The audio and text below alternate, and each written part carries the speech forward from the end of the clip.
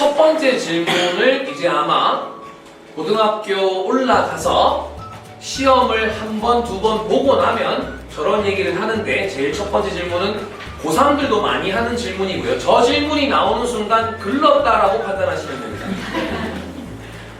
지금부터 열심히 하면 이라는 말은 지금까지 열심히 안 했다는 말이고, 잘할 수 있을까요? 라는 말은 잘할 의지가 별로 없다는 뜻이기도 합니다. 보통 되는 친구들은 무조건 할 건데 이걸 하면 좋냐라고 물어봅니다. 그러니까 저 질문이 나오면 아직 공부에 절박함이 부족하다. 그럼 왜 실패하냐? 내신 성적 잘 만들어 놓고. 두 번째입니다. 자, 내신 성적을 잘 받아놓고 수능을 볼 때 왜 실패하냐면, 아이가 모의고사를 봤는데 특정 예를 국어를 들어보겠습니다. 그러면 잘 나왔을 때 1등급이고 안 나오면 3등급입니다. 그리고 수학이 성적이 잘 나올 땐 2고 망하면 4가 나옵니다. 영어가 절대평가니까 1 나오고 2 나옵니다. 그러면 아이들이 최저등급 예상을 하고 계산을 하고 원서를 쓸 때 안 그래도 여기서 안 나와도 2는 나오겠지. 에이, 설마 여기까지만 할까? 여기서도 요 정도는 나와주겠지. 그럼 요렇게만 나와도 괜찮죠. 3합치는 나오죠. 근데 그날 요렇게 됩니다. 그래서 보통 미끄러집니다. 제가 재수생도 많이 가르치니까 상담을 하면 망쳐서 4등급을 받았다고 얘기를 해요. 그래서 제가 그럼 역으로 물어봅니다. 그럼 너 모의고사 볼 때 4등급 받은 적이 아예 없었냐? 있었습니다. 그냥 본인이 받았던 점수 중에 가장 낮은 점수 근처를 수능날 받으면 재수를 하게 됩니다. 그래서 제가 비관적으로 생각하셔야 된다고 말씀드리는 이유가 거기에 있습니다. 뚫고 내려가는 경우는 극히 드뭅니다. 수능날 커리어 로우를 갱신하는 경우는 잘 없습니다. 그러면 진짜 아이가 운이 없었던 겁니다. 그리고 세 번째, 이제 이런 걸 이제 많이 앞으로 여쭤보십니다. 부모님들이 일반적으로 우리 아이가 문법이 어렵다고 하고 고전 문학이 어렵다고 하는데, 보통 저 두 질문이 나오면 공부 안 한 겁니다. 공부량이 부족한 겁니다, 그냥. 그러니까 아이가 안 된다 이게 아니라 공부량이 부족한 겁니다. 문법이 어렵다라고 하면 제가 이렇게 말씀드리면 대부분 이해하시더라고요. 관계대명사가 익숙하세요? 관형사형 전성어미가 익숙하세요? 그러면 100% 관계대명사입니다. 그러니까 많이 들어봤기 때문에 그게 익숙한 거죠. 그러니까 어른도 마찬가지고 아이도 마찬가지입니다. 자주 접촉을 못한 겁니다. 그러면 양을 늘려주는 게 맞고, 고전문학도 공부 좀 잘하는 친구들은 고전문학이 제일 만만하다고 합니다. 왜냐하면 거기서 거기기 때문에.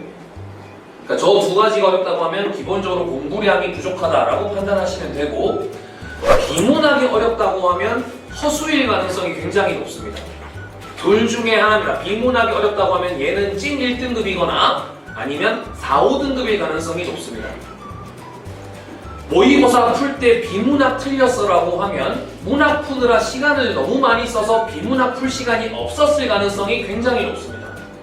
그러니까 비문학이 어려운 건 지금 당장 걱정하지 않으셔도 됩니다. 나중에 아이가 2등급 이상이다, 그 이상을 이제 노리고 있는 상황이다, 그러면은 모의고사 기준입니다. 그러면은 저 네 번째 질문이 의미가 있습니다. 대부분은 지금 예비 고1 또는 예비 고2인 상황에서는 저 공부는 그냥 기존에 하던 게 있다면 그 정도 양만 최소한으로 유지시켜주고 문법이랑 문학에 올인해주는 게 무조건 맞는 상황입니다.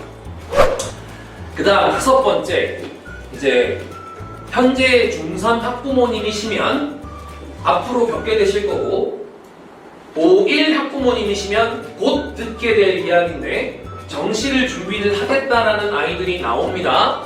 근데 제가 아이들한테도 실제로 똑같이 얘기하지만 학교 안에서도 처발리는 게 전국에서 안 처발릴까? 어렵습니다. 어렵습니다. 실제로 쉽지 않습니다. 실제로 쉽지 않은데 이거는 모의고사가 반복되면서 등급을 좀 확인하셔야 될 겁니다. 고1, 고2 때 모의고사는 그리고 사실상 조금 더 거기서 플러스 1 하시는 게 좋을 겁니다. 등급에서 최소.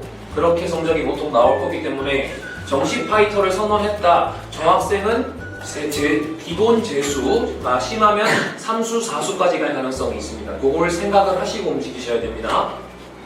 그리고 정시 파이터를 선언하는 친구들 중에서 공부를 진짜로 끈기 있게 노력을 장기간 가져가는 친구를 거의 보지 못했습니다. 그래서 저 정시 파이터 선언은 순간의 진심일 가능성이 굉장히 높다고 생각하시면 됩니다. 그리고 마지막 자퇴에 대한 고민이 맞닥뜨리지 않으시길 바라지만 뉴스도 접하셨을 거고, 그리고 한 학년당 지금 평균 20명이 넘어갑니다. 한 학교당, 한 학년당 20명이 넘어가고 있는 추세이기 때문에 말씀을 드리면 첫 번째, 자퇴 후 재입학이 있습니다. 나쁘지 않을 수도 있습니다만 긍정적인 미래를 보장하는 건 조금 어려울 수 있습니다. 1학년을 겪고 난 후 자퇴하고 재입학을 하면 1학년 성적은 괜찮을 수 있으나 2학년을 잘할지는 미지수입니다. 그래서 과연 의미가 있을지는 사실 이건 물음표가 있고, 두 번째, 자퇴 후 검정고시를 보고 정시 준비를 한다. 어머님, 아버님이 굉장히 힘드실 수 있습니다. 우선은 정시 준비를 열심히 안 할 거고요. 왜냐하면 또래들보다 빨리 준비했다고 생각하기 때문에 마음의 여유가 넘칩니다. 그러고 똑같이 재수를 하게 될 가능성이 큽니다. 그럼 어머님, 아버님은 그 비용을 한 4년 정도 지출하셔야 될 가능성이 있습니다. 한 해면 나쁘지 않게 버텨볼 수 있겠으나 4년이면 이거는 얘기가 좀 다르죠. 그 돈으로 다른 걸 하시는 게 나을 수도 있습니다. 그래서 별로 권장하지 않습니다. 그리고 외고생이라면 자퇴는 저라면 말리겠습니다. 그래서 여러모로 자퇴를 한 친구들이 실질적으로 입시를 위한 노력으로 그것이 이어지느냐 굉장히 비관적으로 보시면 됩니다. 저는 높게 평가하진 않습니다. 근데 당연히 자녀를 키우는 입장에서 만약에 학교 안에서 교우 관계 문제 때문에 이런 일들이 발생했다면 어쩔 수 없지만, 그것이 아니라 내신 1등급이 잘 안 나와서라면은 조금 다르게 접근을 해볼 필요는 있을 것 같습니다.